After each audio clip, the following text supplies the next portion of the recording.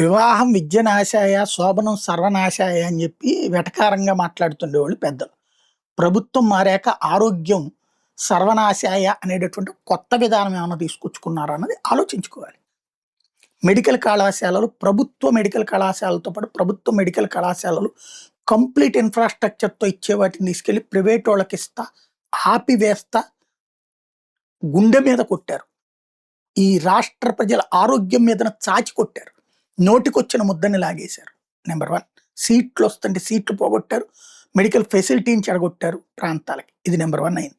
Number 2 Aarogyasri. దాదాపుగా రాజశేఖర్ రెడ్డి బతికున్నప్పుడు ప్రారంభించిన ఆరోగ్యశ్రీ ఈ 25 ఏళ్లలో రాష్ట్ర ప్రజల్ని లక్షలా కాదు కోట్లాది మంది ప్రాణాలు కాపాడింది ఉమ్మడి రాష్ట్రంలో.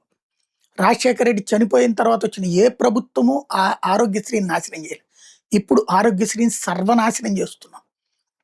వాళ్ళు చివరికి డబ్బులిచ్చి మీరు జాయిన్ అవ్వండి, లేదా ఇంతని డబ్బులు ఇవ్వండి అంటే ₹1,00,000 అవుతుందంటే మీరు 30,000 40,000 డబ్బులు పెడితే అప్పుడు మేము చేస్తాం, ఆ డబ్బులు వస్తే వచ్చినట్లు లేకపోతే లేదనేటటువంటి స్టేజీలో హాస్పిటళ్ళ జీతాలు ఇవ్వలేని కష్టాల పరిస్థితుల్లో అప్పులు చేస్తూ వడ్డీలు కట్టుకునే దౌర్భాగ్య పరిస్థితి ఆసుపత్రికి తీసుకొచ్చి పెట్టి వ్యవస్థని సర్వనాశనం చేశారు. ఇది ట్రిప్.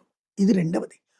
మూడోది వచ్చేటప్పటికి ఏదైతే గ్రామీణ ప్రాంతాలలో ఉన్నటువంటి వైద్యారోగ్య కేంద్రాలని అస్సలు పట్టించుకోవడం మానేశారు. గ్రామ వార్డు వైద్యశాలలు కేంద్ర ప్రభుత్వ పథకంలోని భాగం.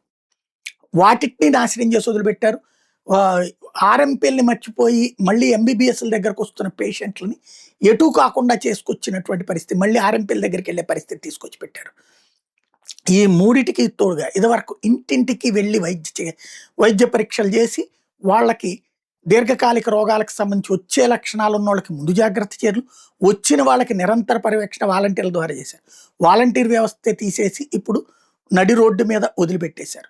చస్తే చచ్చో బతికితే బతికో. వీటికి తోడు ఆనాడు మద్యాన్ని తక్కువ తాగించడం కోసం ఎక్కువ రిస్ట్రిక్షన్స్ పెట్టి ప్రభుత్వ మద్యం దుకాణాల ద్వారా కంట్రోల్ చేస్తే తప్పుడు ప్రచారం చేసి ఇప్పుడు ఇష్టం వచ్చినట్టు విచ్చలవిడిగా తాగేలా చేసి చస్తే మాకేంటి అన్నటువంటి రూట్లో వచ్చారు. ఓవరాల్గా ప్రజల ప్రాణాలతో చెలగాటమాడుతూ గొప్పగా చెప్పుకోవడం వాళ్ళకి, చేసి చెప్పుకోలేక చేత కాకపోవడం వీళ్ళకి మధ్యన నలుగుతున్నది ఆరోగ్యశ్రీ. ఆరోగ్యశ్రీ అనేటటువంటి ఆసుపత్రులు ఇవాళ నుంచి సమ్మెకు వెళ్తూ ఉన్నాయి. అంటే ఇదివరకు సమ్మెకి వెళ్తే డిసెంబర్లోపు ఇది కట్టేస్తామని కూర్చోబెట్టారు. మళ్ళీ వచ్చారు పాపం, వాళ్ళు పనిచేశారు. మళ్ళీ ఇప్పుడు కూర్చోబెట్టారు. అదే హెల్త్ కార్డ్ అంటారు. ఇష్టం ఏది పడితే అది మాట్లాడతారు. నోటి దగ్గర ఉన్న ముద్దలాగేసి నీకు పంచపక్ష పరవాణాలు పెడదాం అనుకున్నాను రా అని చెప్పి ఫోటో చూపెడుతుంటారు. ఇది మన దరిద్రం.